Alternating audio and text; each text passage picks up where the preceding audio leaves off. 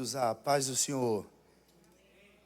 Amém. Glória a Deus por Jesus Cristo que nos dá vitória e nos proporciona um momento como este para juntos aprendermos da sua palavra e adorarmos-lo na beleza da sua santidade.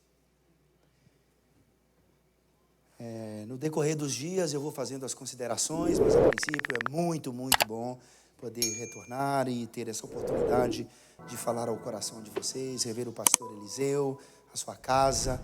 Falei para ele que ele continua novo. A pastora disse que é o frio, mas ela deve ter algum antídoto assim que está dando para ele. Mas essa receita eu vou pedir para que a irmã Ellen faça para mim lá no Brasil, a goiana. Tem algum goiano aqui? Não? Tem? Olha, baiano não tem aqui. Baiano é raro, irmão. Baiano é raro nessa terra. Mas tem, né? Diz que o baiano não nasce, estreia, né? Sabe que na Bahia tem uns mandamentos nossos. Não faça amanhã o que você pode fazer depois de amanhã.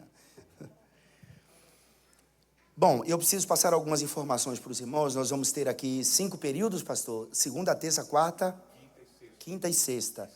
E sábado. Nós vamos ter 6 períodos. O seminário ele tem uma dinâmica, ele é participativo.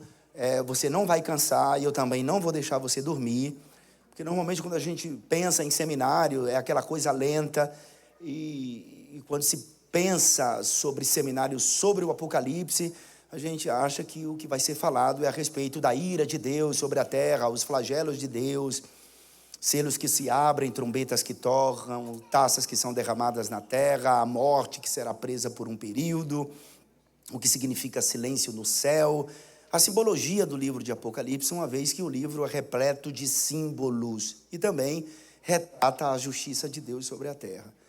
Mas o livro de Apocalipse tem uma proposta além disso, tá? O livro de Apocalipse, ele revela primeiramente a vitória do Cordeiro de Deus sobre a morte, sobre o pecado e sobre o inferno. Esta é a proposta do Apocalipse. E revela também que a igreja, a noiva do Cordeiro, triunfa com o Cordeiro sobre a morte, sobre o inferno e sobre o pecado. Então, nesses 6 dias, nesses 6 períodos, nós vamos ter aí aproximadamente um total de 8 para 9 horas. Nós vamos dividir isso a cada dia em 1h20, 1h e 10 de aula aqui, conforme o pastor me passou, tá bom?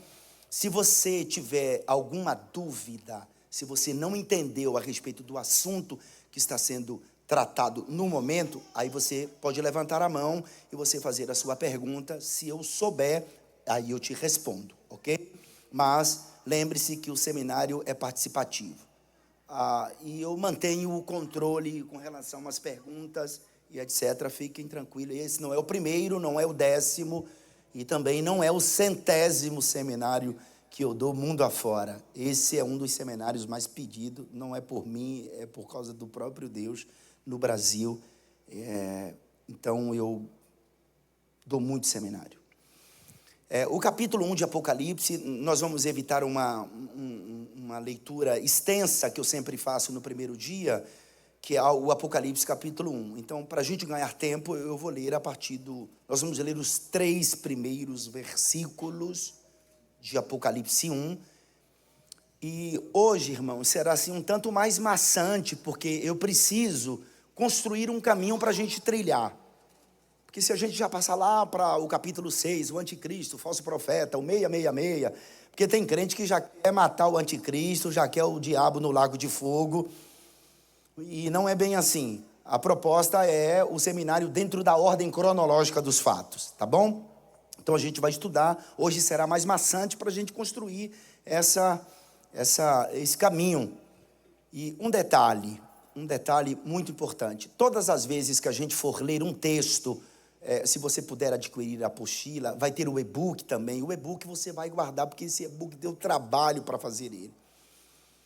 Quando a gente for ler uma porção da apostila, caso você adquira, ou um texto da Bíblia, eu gostaria que todos participassem, que todos lessem. Tem uma célebre frase, eu gosto de pelo menos 2 frases do Monteiro Lobato. Uma das frases é: quem mal lê, mal ouve, mal fala e mal entende. Então, é muito bom ler. E neste tempo, principalmente, porque nós não vivemos um século de conhecimento, nós vivemos um século de informação, diga-se de passagem. Informação está cheia a internet. É só ir no Wikipedia, no Google, no YouTube, etc., nas redes sociais, que estão repletos de informação, esses sites, essas redes sociais. Mas a verdade é que conhecimento você precisa queimar a pestana. Você tem que ler, você tem que se debruçar nos livros e na Bíblia Sagrada, obviamente. Lembre-se que a função da globalização é unificar os povos e empurrá-los para uma só direção, nascendo assim um novo normal, um novo modelo de cultura. E esta pós-modernidade está intrinsecamente, intimamente ligada com essa pós-modernidade. E a gente não pode aderir a isto, porque é perigoso, existem muitas informações fragmentadas. Quer ver uma ideia? Agora, recentemente, com a morte do Papa, tem muita gente que está esperando o 8º Papa como sendo o 8º rei de Apocalipse 17, versículo 11, e não é o 8º rei, não é o 8º rei, e tem um porquê deles acharem que o 8º Papa é o 8º rei de Apocalipse 17, verso 11, e isso por conta do período da chaga mortal, ou da ferida mortal, e isso a gente vai estudar lá na frente, tá ok? Pronto, pastor. Isso. Ok. Então, I prefer English.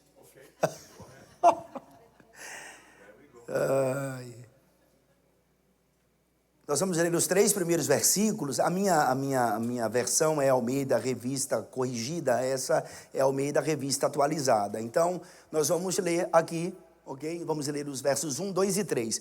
Vocês podem ler, por favor? Podem? 1, 2, 3.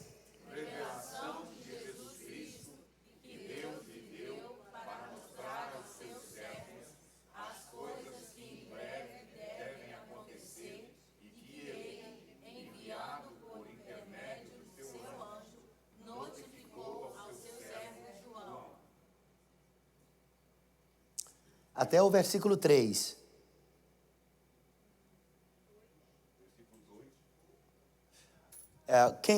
Como que chama a...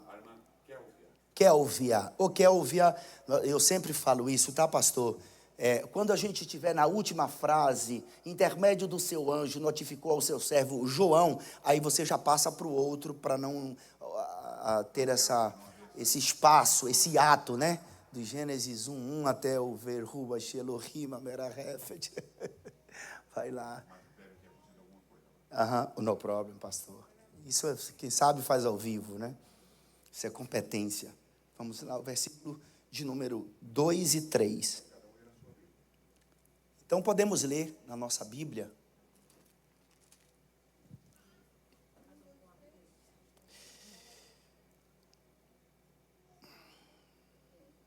Eu sempre, aqui no decorrer do seminário, eu vou sempre perguntar assim, se não entendeu, aí vocês respondem, pergunta, ok? Se não entendeu, pergunta. Isso, aí vai ficar muito bonito. Se não entendeu, pergunta. Revelação de Jesus Cristo, a qual Deus lhe deu para mostrar aos seus servos as coisas que brevemente devem acontecer. Existe aqui uma observação para se fazer no versículo 1. Os detalhes da compreensão da Bíblia a compreensão dos textos bíblicos estão nos detalhes. Perceba que esse livro aqui não é um livro para o mundo, ele é um livro para a igreja. Porque tem crente que diz assim, por que eu vou ter que estudar o Apocalipse se a igreja será arrebatada antes da manifestação do anticristo? Mas o próprio Jesus, ele diz que o livro é uma revelação dele para a sua igreja. Apocalipse não é para o mundo, é para a igreja. Revelação de Jesus Cristo, a qual Deus lhe deu para mostrar aos seus servos as coisas que brevemente devem acontecer, e pelo seu anjo as enviou e as notificou a João, seu servo. Por favor, continuem agora. O qual...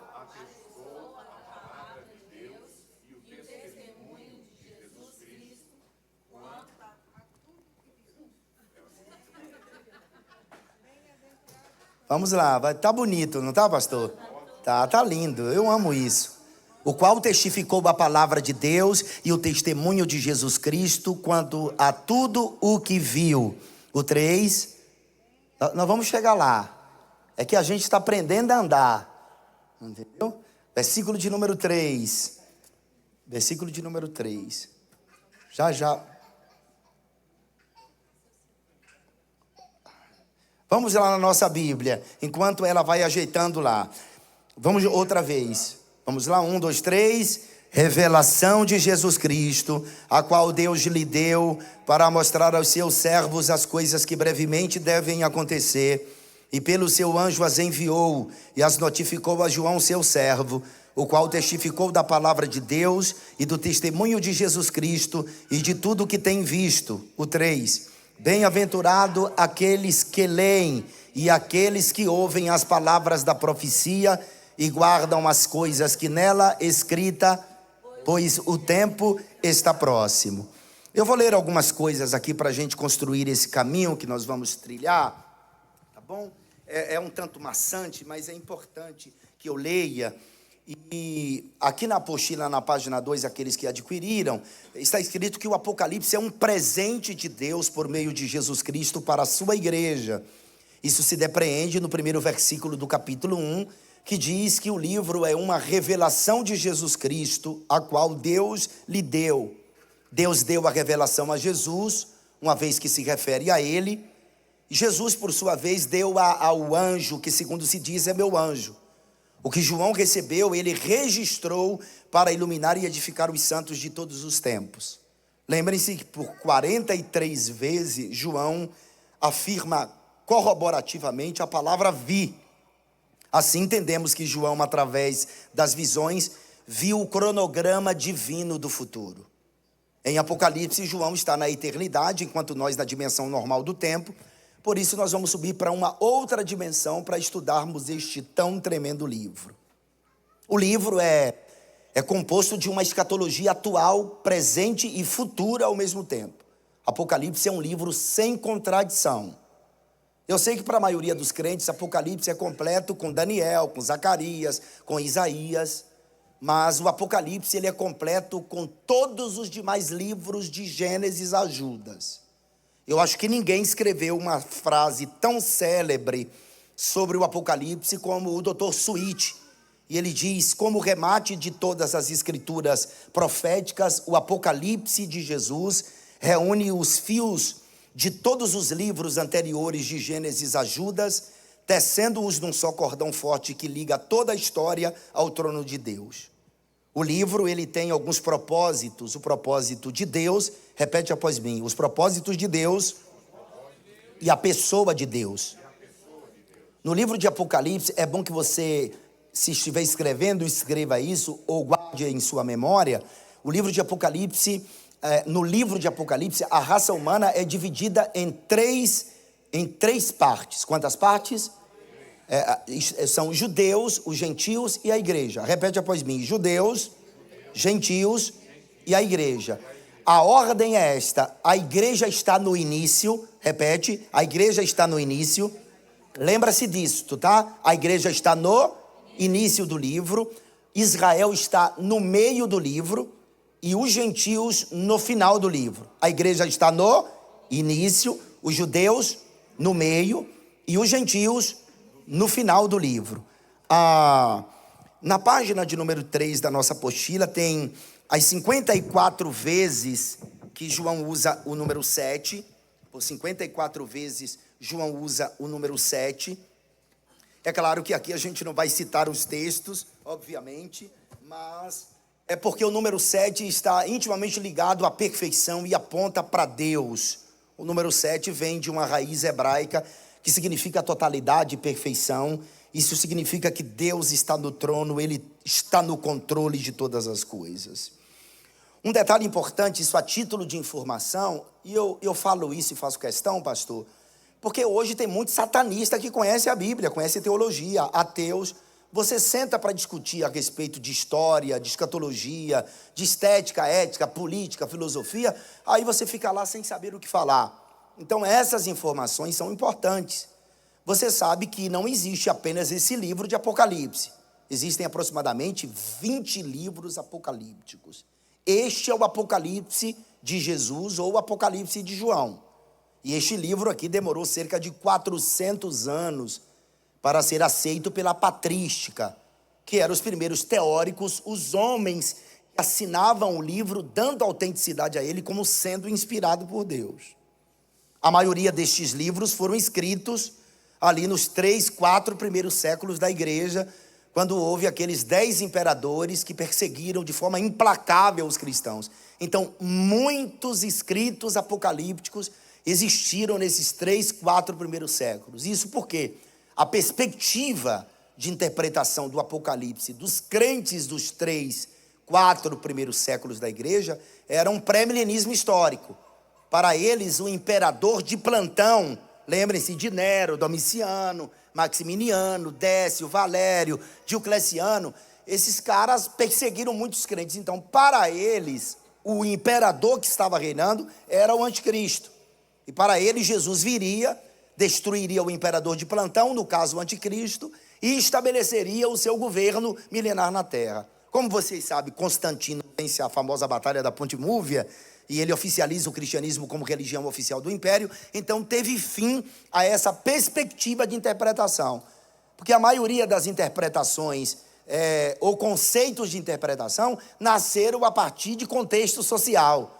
Então houve o fim das perseguições, e aí vem Agostinho, e aí mescla a escatologia, o Apocalipse com filosofia platônica, e nasce o amilenismo. Então não vai ter milênio. Isso a gente vai vendo no período que a gente foi estudando.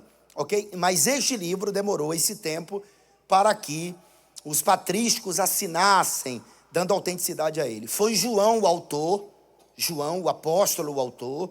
Isso é dito por Tertuliano de Cartago, por Orígenes de Alexandria, por Hipólito de Rona, Basílio, Atanásio, Ambrósio, esse time só de camisa nova e da teologia. E é claro que eles não esgotaram os elementos da escatologia, porque eles divergiam acerca de muita coisa. Mas todos esses homens, eles ratificam, endossam que foi sim João quem escreveu o livro do Apocalipse. E isso no ano 95, 96, depois da morte e ressurreição de Jesus.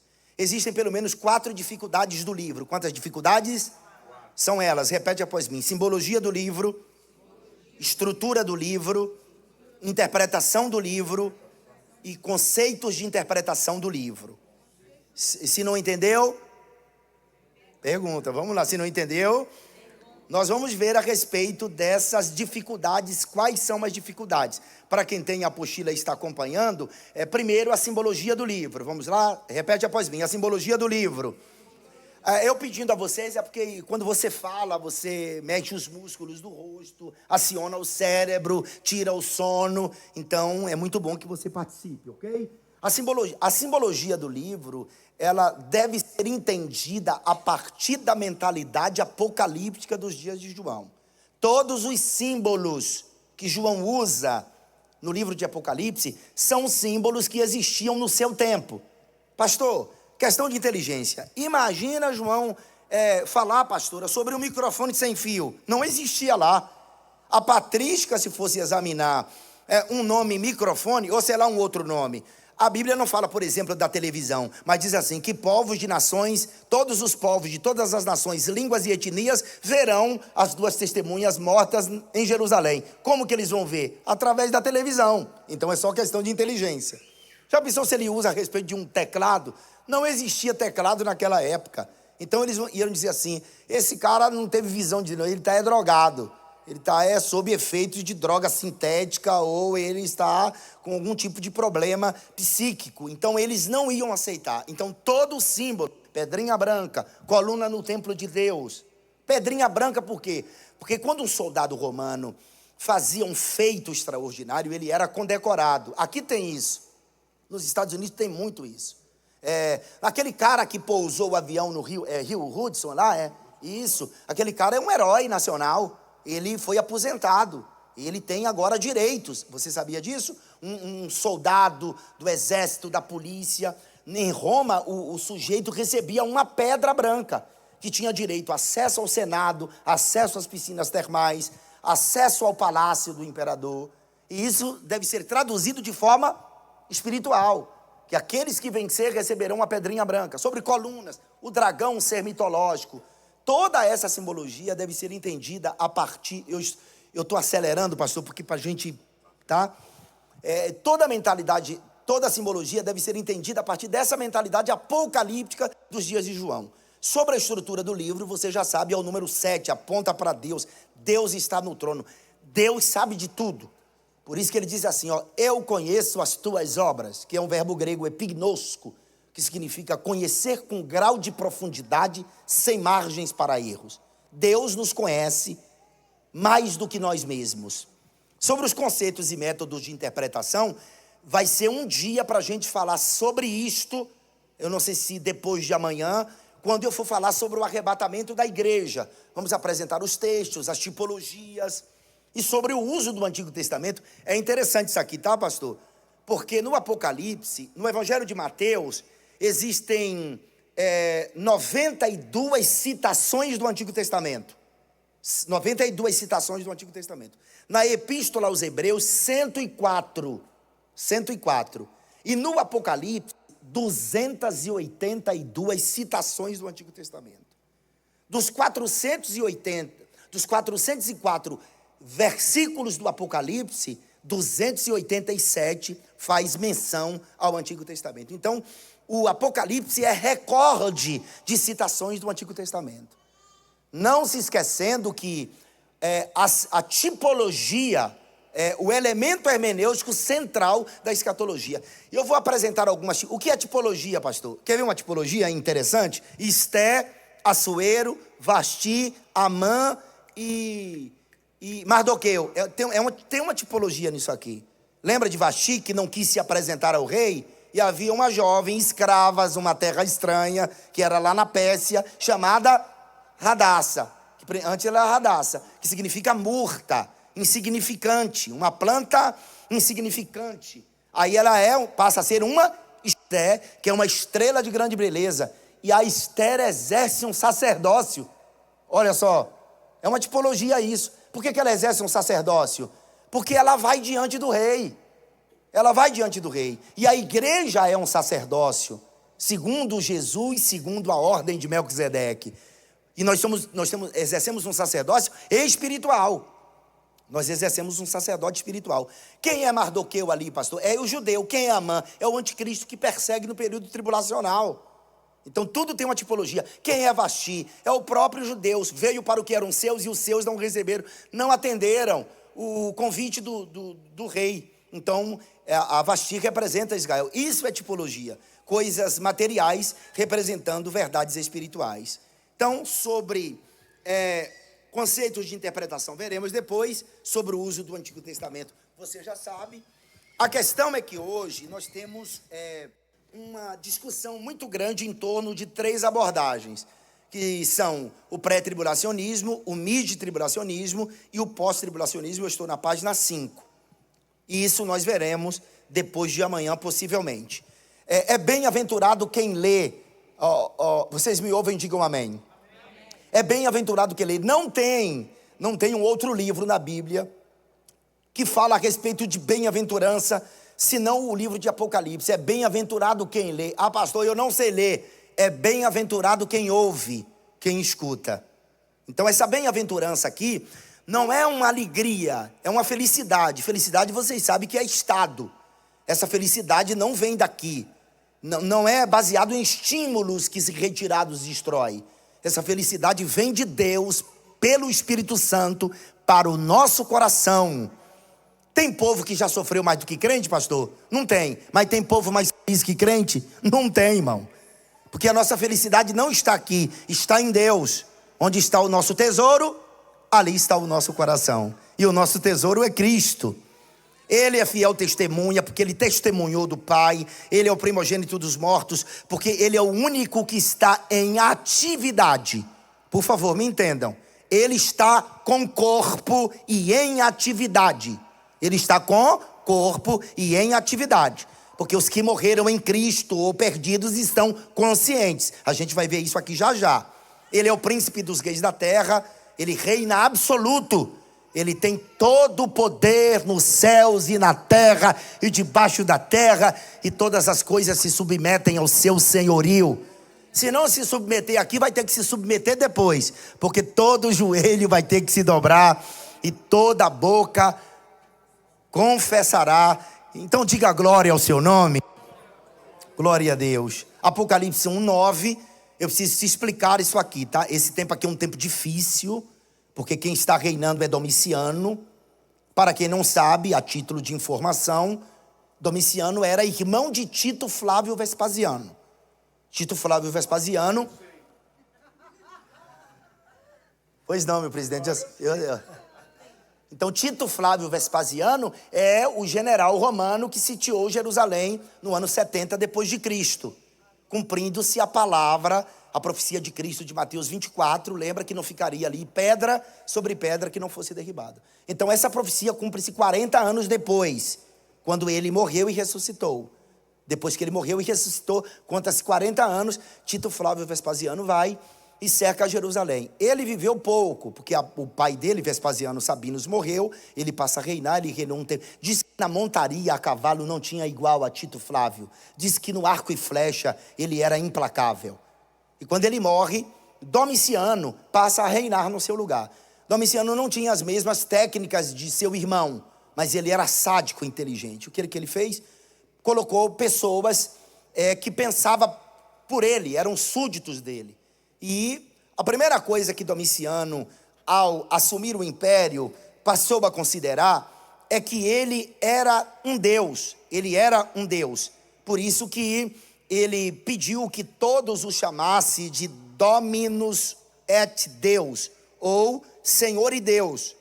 Então, pelo fato de ele se considerar Deus, ele mandou fazer estátuas dele e mandou distribuir essas estátuas nas cidades do império.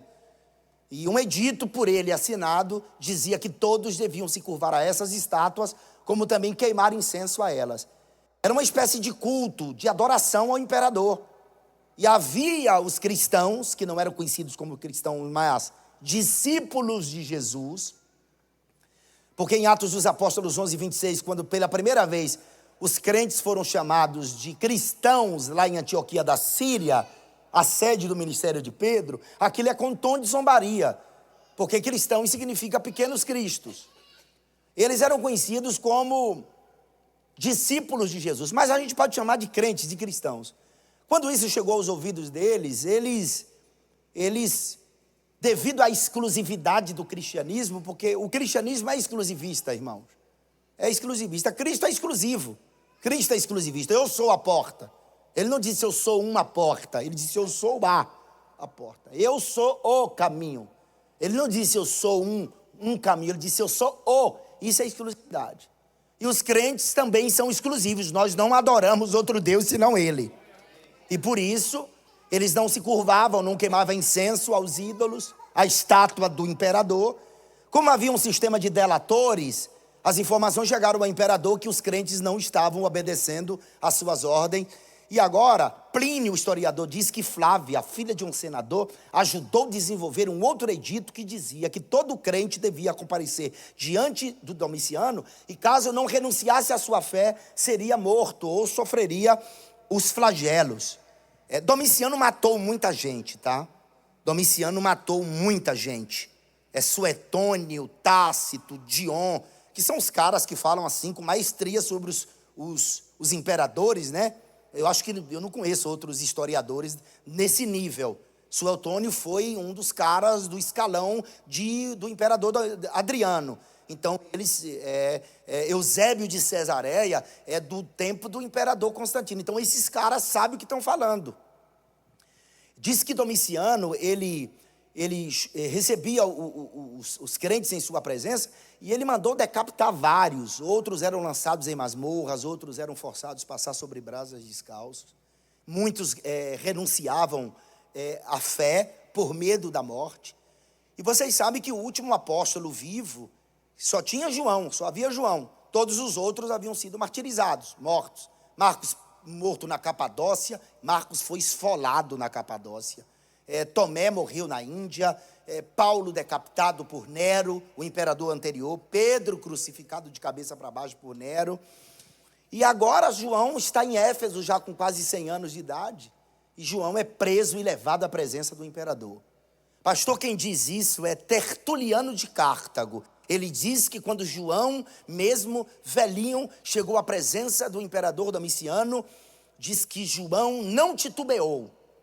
Em resoluta lealdade a Cristo, permaneceu firme, e Domiciano, possuído de uma ira, isso aqui é tradição, tá? Pegou João e mandou colocá-lo dentro da caldeira de azeite fervendo. E diz que João não sofreu dano, saiu ileso do caldeirão de azeite fervendo de Domiciano. Aí alguém diz assim, mas não está na Bíblia isso. Sim, não está na Bíblia. Mas você lembra lá de Nabucodonosor? No capítulo de número 3, quando ele mandou aquecer a fornalha 7 vezes. Tu sabe o que significa a fornalha aquecida? A fornalha em estado normal de temperatura era 700 graus. Ela era aquecida 7 vezes e ia para quase 5.000 graus. É muito quente. Era tão quente que o fogo que saía dos limites da fornalha matou os homens que foram lançar aqueles jovens, o Sadraque, Mesaque e Abidnego, o Misael, Ananias e Azarias. Mas a Bíblia diz que depois foram olhar, tinha um outro homem lá dentro, que não é o quarto, é o primeiro, ele já estava lá dentro. O primeiro homem já estava lá. Então eles saíram ilesos da fornalha de Nabucodonosor. Então, se a gente crê que eles saíram ilesos, então Deus livrou João. É quando João é pego e manda, e o imperador manda desterrá-lo na famosa ilha de Patmos, a ilha mortal. A ilha mortal. Possivelmente onde os prisioneiros ali morriam. Lá estavam todos que eram contra o imperador, todos que se opunham ao imperador, que não havia sido morto. Era também chamado de a prisão dos políticos que se opunham ao imperador. Isso devia existir no nosso tempo, lá no Brasil, não era não? Ia muitas, eita Deus, tudo para Patmos, só navio indo para Patmos. Quem é? Só navio indo para Patmos. Agora é o STF que está indo, entendeu? Aí agora aqui é 5 navios só para ir os de esquerda. Entendeu? Tudo para lá, passar um tempo, cavar ouro por lá, irmão. Cavar ouro por lá. Então iam para lá, e João é considerado um cara indigno de viver em sociedade. Por isso que ele é mandado para Patmos. Já idoso, Domiciano está na sua recâmara do palácio, pensando que João está padecendo lá em Patmos. Só que é em Patmos, no momento mais difícil da vida de João, é que Deus o arrebata em espírito aos céus. E quando ele chega ao céu, ele viu Cristo glorificado. Apocalipse 1, 9, 10, 11, 12. Se você puder projetar para a gente ler agora, podemos? 1, 9. Nossa, agora foi rápido, hein? Eu, João, irmão vosso e companheiro na aflição, na tribulação, no reino da perseverança em Jesus, achei-me na ilha Patmos, chamada Patmos por causa da palavra de Deus e do testemunho de Jesus. Pastor, olha só, um conselho pastoral. Eu não vim aqui doutriná-los, a igreja quem doutrina é o pastor. Só que eu sempre digo, se eu não puder ajudar o pastor, eu também não atrapalho ele, tá? Tem crente que sofre injustamente. Se você não sabe se você não tem conhecimento da causa, porque ele está sofrendo aquilo, não emita opinião. Porque olha, João estava preso como um bandido, mas foi por causa da palavra de Deus e pelo testemunho de Jesus Cristo. Ele disse que achou-se em espírito no dia do Senhor. Eu não vou nem falar aqui sobre o dia do Senhor, tá? Que a gente tem como domingo, né? Outros como sábado, mas no problema. E ouvi por detrás de mim uma grande voz como de trombeta. Repete após mim. Uma grande voz como de trombeta. Mais uma vez. Uma grande voz como de trombeta, dizendo: o que vês, escreve-o num livro e manda às 7 igrejas, Éfeso, Esmirna, Pérgamo, Tiatira, Sardes, Filadélfia, Laodiceia. Só para vocês memorizar o nome das 7 igrejas. Vamos lá, 1, 2, 3. Éfeso, Esmirna, Pérgamo, Tiatira, Sardes, Filadélfia e Laodiceia. Tira o próximo versículo. Eu quero que vocês falem sem o versículo agora. O nome das 7 igrejas. 1, 2, 3. Éfeso, Esmirna, vamos lá de novo, 1, 2, 3, Éfeso, Esmirna, Pérgamo, Tiatira, Sardes, Filadélfia e Laodiceia. Olha só, né? Ok. E voltei-me para ver quem falava comigo. E voltando, vi 7 castiçais de ouro, 7 candeeiros de ouro. E no meio dos candeeiros, um semelhante ao Filho do Homem, com vestes talares cingidos à altura do peito, com uma cinta de ouro. E a sua cabeça e cabelos eram brancos como a lã branca, como a neve, os olhos como chama de fogo. Os pés semelhantes ao bronze polido, como que refinado numa fornalha, a voz como de muitas águas. Tinha na mão direita 7 estrelas, e da boca saía-lhe uma afiada espada de 2 gumes. O seu rosto brilhava como o sol na sua força. Quando o vi, caí a seus pés como morto. Porém ele pôs sobre mim a mão direita, dizendo: não temas, eu sou o primeiro e o último, e aquele que vive. Estive morto, mas eis aqui estou vivo pelos séculos dos séculos, e tenho as chaves da morte e do inferno. Projeta a imagem do mundo dos mortos para mim, por favor. Estão aí, meus irmãos? Amém? O significado de Jesus, ter sido descrito desta forma por João, está na página 6 da apostila. Roupa que chega até os pés, cinto de ouro na altura do peito, cabelos brancos como a lã branca, a espada que sai da sua boca, seus pés como de latão reluzente, seu rosto como o sol. Bom, lembre-se de um detalhe. A última vez que João viu Jesus foi quando Jesus estava pendurado na cruz, correto? Pendurado na cruz. E quando Jesus ressuscitou, correto? Jesus ficou 40 dias com os discípulos após a sua ressurreição. E depois ele é assunto aos céus. Como é o nome da senhora? Lúcia. Irmã Lúcia. A senhora está entendendo, irmã Lúcia? Como é o nome da senhora? Lida. Isso. A senhora está indo bem? Ok? Como é seu nome, meu irmão? Washington. E aí, Washington? Tá bênção? Ok? Então vamos lá. Eu sempre vou perguntar o nome das pessoas, não é só eles 3 não, tá? Sempre vou estar falando. Então vocês lembram que Jesus morreu na cruz, ao 3º dia ele ressuscitou. E João está vendo ele aqui no Apocalipse glorificado. Glorificado. Porque quando ele morreu na cruz, ele está completamente desfigurado, cansado, está completamente machucado, ferido. Ele ressuscita com o corpo imortalizado. Eu preciso que vocês entendam isso aqui. Se não entendeu, pergunta. Jesus morre aqui na cruz do meio. Ele é o da cruz do meio, a sua direita e a sua esquerda, ok? Daqui para lá, sua direita e sua esquerda. Aqui é Dimas, aqui é Gestas, Gestas. Quem fala melhor sobre esses 2 sujeitos aqui é José de Arimateia, no seu Evangelho Apócrifo, tá bom? Aqui pode representar um tipo da igreja que crê em Jesus. São 2 caras de alta periculosidade, são 2 terroristas que não temiam o Império Romano, um império altamente militarizado. Era tão militarizado que a metáfora de Efésios 6, a partir do verso 10, Paulo tira exatamente da estrutura do soldado romano, que ele tinha couraça, tinha capacete, tinha espada, tinha escudo. Então esses 2 caras aqui são financiados, como vários outros que foram crucificados. Eles não temiam o Império Romano. Quando chega na cruz, esses 2 caras aqui, de altíssima periculosidade, eles olham para Jesus, e esse aqui vê 2 coisas em Jesus. Lembre-se que o da esquerda, ele não crê em Jesus, ele também não crê na pregação dele. Porque aqui quando ele se converte, ele já começa a pregar: nós somos pecadores, mas esse nada fez. Mas esse aqui não crê, mas este crê. E ele diz, ele vê em Jesus 2 coisas. Primeiro, ele viu Jesus um salvador. E segundo, ele viu Jesus como um rei. Tanto que ele disse a Jesus: lembra-te de mim quando entrares no teu reino. E o termo grego é este: hoje estarás comigo. E hoje não é amanhã, depois de amanhã, é hoje, ok? É hoje. Então Jesus morre aqui na cruz do Calvário. O seu corpo vai para o sepulcro, tá bom? O sepulcro, olha aqui o sepulcro. Eu vou ficar aqui, é porque eu estive próximo. Como é o nome do filho? Como é o nome? Leonardo. É que eu estive na igreja esse final de semana dando o seminário, e lá tinha um telão e não tinha isso aqui. Eu tava, tá? Vamos lá. É que também está muito, ok? Vocês estão vendo aqui. Então Jesus, isso aí não é para apontar, é para apontar. Eu acho que é porque está um pouco fraco, ou é porque tem como aumentar isso aqui, não tem, Léo? Não tem, não?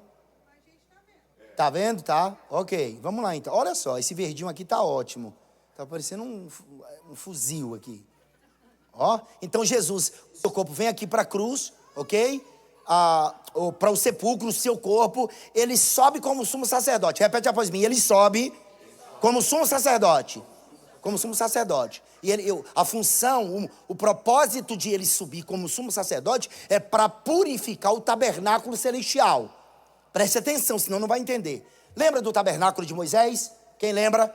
Ele tira os hebreus 3 meses depois para junto. Quem sabe o pastor aqui não traz para dar um seminário de tabernáculo, é muito bom, hein? Então, quando Moisés sai lá do Egito, que depois de 3 meses, quando eles param no Monte Sinai, Moisés sobe para o Sinai, fica 40 dias e 40 noites, sem comer, sem beber. Os antigos dizem que ele não teve necessidades fisiológicas. O propósito era atingir a natureza dos anjos para ver o tabernáculo celestial. Tanto que Deus diz, faz uma aí embaixo, conforme o que eu estou te mostrando. Moisés desce do monte com 3 coisas. Quantas coisas? A primeira, a glória de Deus no rosto. Segunda, a planta do tabernáculo no coração. E terceira, as tábuas da lei em suas mãos. E ele desce. O tabernáculo compreende 3 divisões. Havia uma cerca com 60 estacas, um reposteiro, átrio, altar dos holocaustos, bacia, 5 colunas, lugar santo na tenda, mesa dos pães, castiçal de ouro, altar do incenso, 4 colunas, santíssimo, a arca e o propiciatório. Vocês lembram, eu vou falar só uma vez, tá? Você entra pela porta que é Cristo, se é salvo no altar do holocausto que é a cruz, se batiza nas águas da bacia, ceia na mesa dos pães, é cheio do Espírito Santo no castiçal, adora e ora no altar do incenso e você está no Santíssimo diante de Deus. Só que o sumo sacerdote só entra no Santíssimo de ano em ano, para oficiar pelo povo e por ele. Isso tem que se cumprir em Cristo, que é o sacerdote que vai, ou o sumo sacerdote que vai entrar lá no Santíssimo, no original, o verdadeiro, lá em cima. E Hebreus, querida, põe Hebreus 9, versículo de número 22. Eu tenho que dar pérolas aqui para vocês. Nenhum seminário é igual, sabe? Todos são diferentes. Tem a sua dinâmica. Aqui em Hebreus 9, o escritor aos Hebreus está se referindo ao tabernáculo de Moisés. Ele diz que, com efeito, quase todas as coisas, segundo a lei, se purifica com sangue. E sem derramamento de sangue, não há remissão. Pode passar. Era necessário, portanto, que as figuras das coisas que se acham nos céus, vamos lá? Era necessário que as figuras, quais figuras? Do tabernáculo de Moisés, são figuras das coisas que estão nos céus. Porque Deus disse assim, faz uma aí embaixo, conforme o que eu estou te mostrando. Claro que não são, por exemplo, o altar do holocausto não tem lá, porque só teve aqui. A bacia não tem lá um como mar de cristal, porque lá ninguém precisa se lavar. Mas a mesa dos pães está lá, Cristo é o pão. O castiçal de ouro também está lá. O altar do incenso está diante do trono, Apocalipse 8, verso 3. Então, olha só, era necessário, portanto, que as figuras das coisas que se acham no céu se purificassem com tais sacrifícios. Agora leia o restante. Mas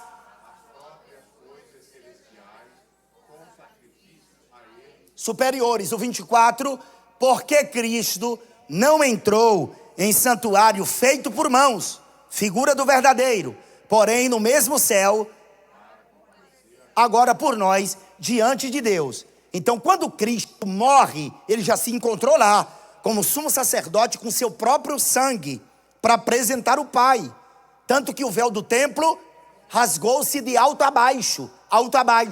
Ele dizendo, eu cheguei aqui, o caminho agora está aberto.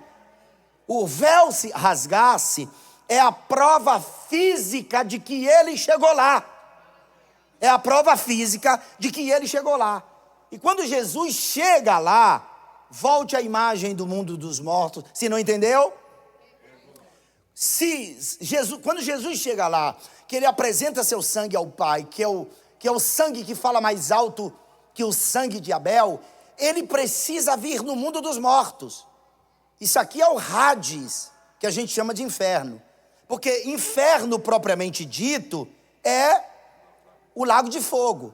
Ah, pastor, mas fica difícil de entender. Não é difícil não, mas se você quiser chamar isso aqui tudo de inferno, pode chamar, não tem problema não, tá bom? Mas aqui é o mundo dos mortos. Olha o seio de Abraão, abismo, de Apocalipse 9, lugar de tormento. O lugar de tormento é o lugar para onde foram, vão e irão as pessoas que não serviram, não servem e não servirão a Deus, tá bom? O seio de Abraão era o lugar para onde iam as pessoas que serviram a Deus no Antigo Testamento. Pastor, por que ia para o seio de Abraão? Porque havia uma divisão entre Deus e o homem, que isso está no véu que se rasgou. Então Cristo precisa vir aqui. Para ele descer aqui após ir ao Pai, Jesus precisa trocar as vestes, porque ele não desce aqui como sumo sacerdote. Esquece aquela ideia de que Jesus é um Superman, o Homem-Aranha, Lanterna Verde, que só tem uma roupa. Jesus é um rei que tem um reino, e depende da ocasião para ele se vestir. Ele não vai receber a noiva como o Senhor dos Exércitos, como sumo sacerdote. Ele vai receber com vestes talares de noivo. Ele é um rei que tem um reino, e esse reino é mais real do que esse mundo físico, palpável e transitório. E ele precisa vir aqui no mundo dos mortos, que é o Hades.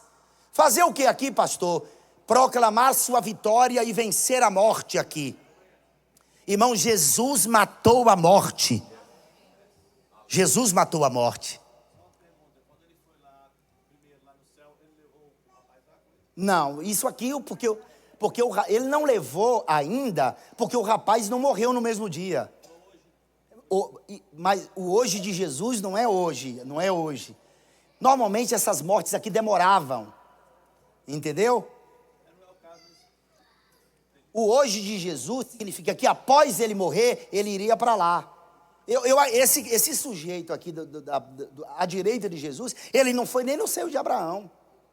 Porque esses 3 dias que Jesus está com o corpo no sepulcro, ele está em atividade. Entendeu? Mas por que você disse que aquele homem não morreu naquela hora? Porque a morte demorava pelo menos uns 3 dias. A pessoa ali, sabe? É que Jesus, ele havia sofrido muito, saiu da ceia, foi para o Getsemane. Judas apresentou a guarda sacerdotal, levou para a casa do sacerdote, para a casa do sumo sacerdote, passou a madrugada apanhando, de manhã foi para Pilatos, Pilatos mandou para Herodes, Herodes remeteu de novo a Pilatos, Pilatos mandou flagelar. Sabe o que é um flagelo, amigo? E depois apresentado a Pilatos novamente, o povo estava na fortaleza Antônia, no pátio, pedindo Jesus, eu quero. Aí Pilatos tem que entregar Jesus. Jesus coloca o patíbulo na cruz, que é só o patíbulo que leva a estirpe da cruz, a parte vertical ficava no monte. A cruz completa pesa cerca de 170 quilos. Só o patíbulo pesa entre 50 a 60 quilos. Então ele carregar aquilo ele nem aguentou carregar o caminho inteiro. Aí ele, 1 hora caminhando, chute, esbofeteada, cuspida. E precisou alguém constranger José de Arimateia para levar a cruz. E lá ele é crucificado. Ele está muito fraco, pendurado na cruz. Ele está pendido assim. Só que ele precisa levantar-se para orar. E ele se apoia pelos pregos para puxar o corpo, para fazer assim, sabe? E ele inspirar para oxigenar o cérebro e ele falar, perdoa-lhes porque não sabem o que dizes. Quem faria isso, hein? E aí depois que ele se entregou, porque Jesus morreu, né? Ele expirou. Porque não tinha como mais sobreviver. Não foi a morte que o matou.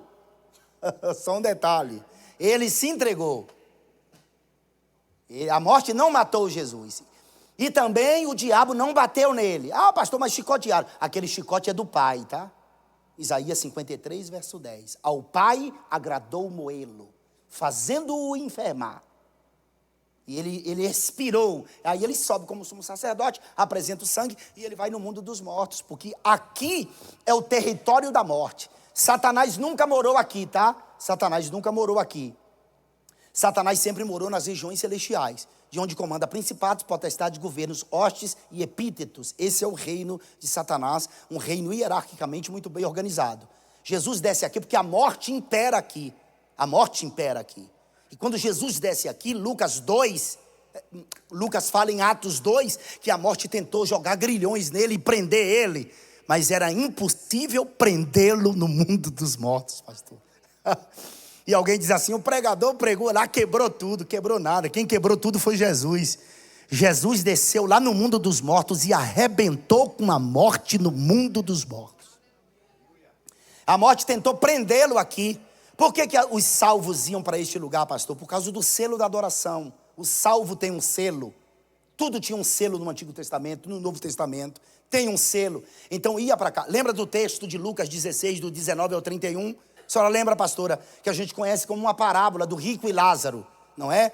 Mas aquilo ali não é uma parábola. Aquilo é uma narração crítica de um fato. Ah, pastor, mas tem uma epígrafe na minha Bíblia dizendo ser uma parábola. Não é, gente. Não existia divisão de versículos e capítulos na Bíblia. Não existia. Depois de anos que dividiram a Bíblia, primeiro em capítulos, depois em versículos. E não havia essas epígrafes. Essas epígrafes são conceitos de cada imprensa, editora que imprime Bíblia.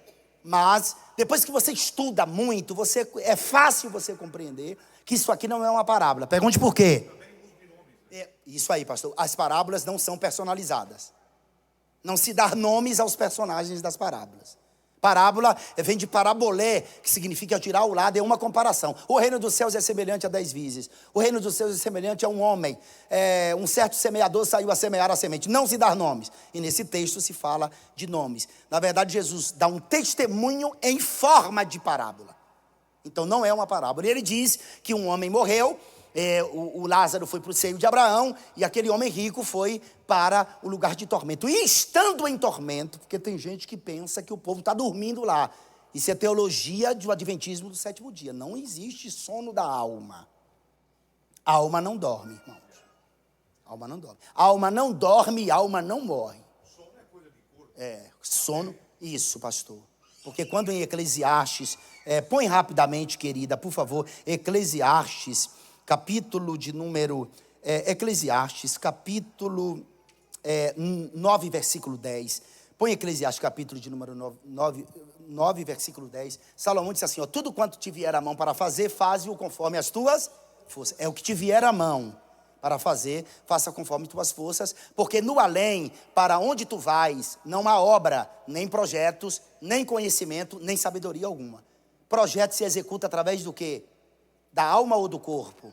Do corpo. Então, não se está falando do ser imaterial. Está falando do corpo que vai para o sepulcro e você não pode executar mais nada. Todos que morrem, quer salvos ou quer perdidos, estão conscientes porque a alma é eterna. A alma é eterna.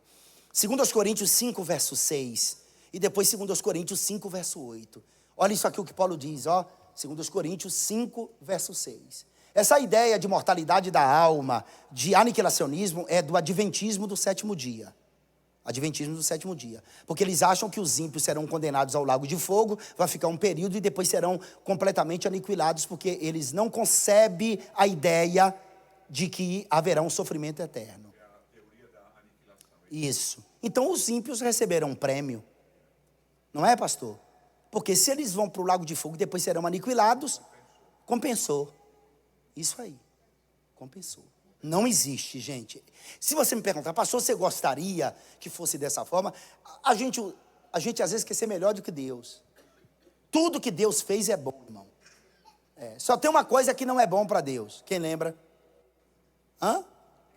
Não, que o homem não esteja só. O homem tem que arrumar alguma coisa para não ficar, para ele trabalhar. Para abençoar a vida dele, né, pastor? Vou arrumar uns problemas para Isso aí. Glória a Deus. Mas faz falta, viu? Porque minha mulher estava aqui comigo, foi embora, gastou minhas ofertas, tudo. Eu falei, mas você faz raiva também, hein? Todo dia, irmão, Outlet, Marshall, TJ Maxx, ela passa o dia. Mas pensa numa falta que está me fazendo. Pois é. Temos, portanto, sempre bom ânimo, sabendo que, enquanto no corpo, estamos ausentes do Senhor. Está vendo? Ausentes do Senhor. Isso aqui é relacionamento, você sabia? Porque quando morre, vai para Cristo. As almas não estão lá hibernando. O céu não é assim, irmão, como muita pessoa pensa. O céu é um lugar extraordinário. Primeiro que já é difícil ir para lá, hein? Só em ser difícil de ir para lá, pastor, quando tiver o horário aí, o senhor já vai me falar. Quantos minutos faltam, pastor? 2. É mesmo? Eu termino aqui então. Meu Deus, eu estou dizendo. Eu termino o assunto então. Ok, pastor? Pra gente. E a gente está. Tem 2 minutinhos. Vem cá. Vem cá, Leonardo. Vem cá, Leonardo. Vem cá, Leonardo. Vem toca alguma coisa aqui sobre Jesus aqui, vem aqui. Faz um som aqui. Pode, não pode, pastor? Leva 9h15. 9h15, pastor. Tá lá embaixo na televisão, tá vendo? Bota o óculos. Não, lá eu não chego com óculos, não é só para perto. Agora eu tô ficando Hã? Tem 6 minutos, de acordo com nada. Ok, 9h15, vamos lá, ok, não problema. Vamos, não fala mais nada não. Vamos lá. Entretanto, estamos em plena confiança, preferindo deixar o corpo e habitar com o Senhor. Habitar aqui é relacionar-se. Quem está morto, quem morreu o corpo, está vivo diante de Deus em alma. O que está se aguardando é o arrebatamento da igreja, quando a alma e o espírito vir, e a terra dará um outro corpo, para que a pessoa suba, e depois nós, os que ficarmos vivos, seremos transformados e iremos ao encontro do Senhor nos ares. É relacionamento. Isso. É a palavra grega. Isso aqui. Não lembro, pastor, mas o texto inteiro. Eu posso pegar aqui e passar para o senhor. O texto inteiro aqui é um relacionamento. Ele está consciente no céu. É claro que não tem lembranças daqui da terra. Eu estou apresentando esses versículos rapidamente aqui, mas eu posso apresentar outros versículos, ok? Então esquece a ideia de que haverá um aniquilacionismo, que as pessoas estão dormindo. Os perdidos estão aqui neste lugar, esse lugar de tormento. Eles estão atormentados. Eu me lembro que eu escrevi até um livro, Inferno, Ficção, Realidade. Eu não tenho, eu tive precaução em trazer material para cá. Os que eu trouxe acabou imediatamente. Eu conheci pessoalmente o pastor Antônio Munhoz, que era presidente da Assembleia de Deus em Americana, no estado de São Paulo. Eu tive o privilégio de pregar lá algumas vezes. O ano passado eu preguei lá no Congresso Geral de Mulheres. Tem 5.600 pessoas sentadas. Munhoz era um pastor que ele trabalhava na GM do Brasil, isso há muitos anos atrás.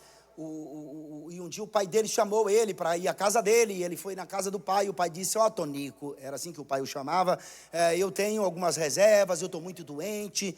E depois que o pai chamou ele, o pai acabou piorando, e ele internou o pai dele, e ele incansavelmente foi ao hospital, pediu para o pai voltar para Jesus, e o pai não voltou para Jesus. E sabe, ele disse que um dia ele saiu para trabalhar, sabe aquele dia assim, que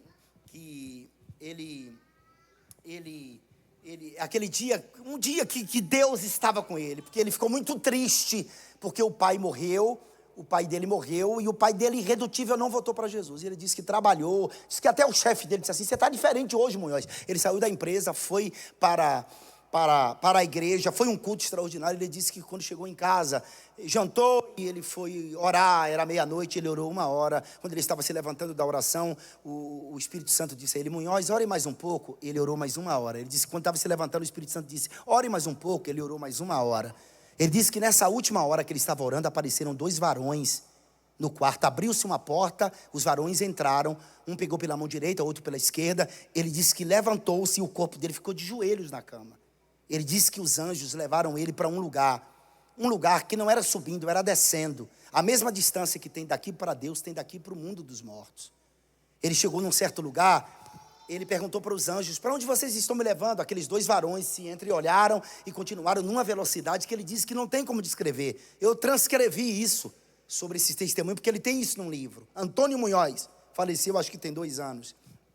E agora, quando eu fui, o filho dele, Cláudio, que é o presidente lá da igreja. Ele disse que quando ele chegou num lugar, pastor, é como se fosse densas trevas. Só que pelo Espírito, pastor, tinha um monte de demônios. Ele disse que os demônios, pastor, são 4 patas, mas só ficam 2 no chão. Eles têm cara de unicórnio. Daqui a pouco eles fazem assim, vira leão, viram urso. São demônios.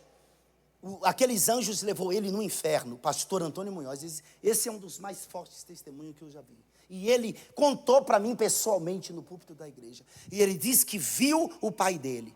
Porque a oração dele que ele orou depois que o pai dele morreu é: me mostre onde meu pai está, me mostre onde meu pai está. E Deus mostrou o pai dele no inferno. Ele falou, ele escreveu. Ele disse que saiu de lá. É muito grande o testemunho, mas resumindo, quando ele voltou, o dia já tinha amanhecido. Já tinha amanhecido. E ele foi muito triste trabalhar. Ele disse que só chorava, e ele ficou muito chateado com Deus. Por que Deus? Por que Deus? Por que Deus? Por que Deus? Por que meu Deus? Por que meu Deus?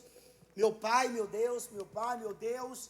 E ele disse que ele estava muito triste, quando foi um dia ele chegou em casa do trabalho e ele foi orar, e o Espírito Santo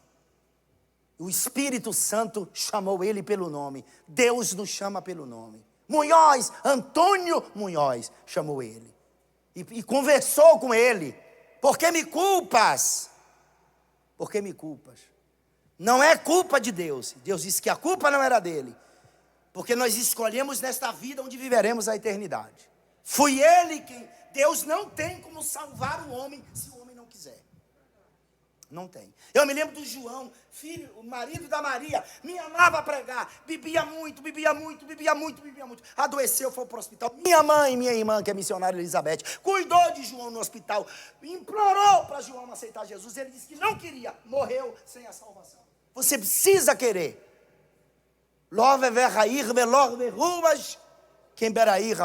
Não é por força nem por violência. Você tem que ceder ao Espírito Santo que nos convence do pecado, da justiça e do juízo vindouro.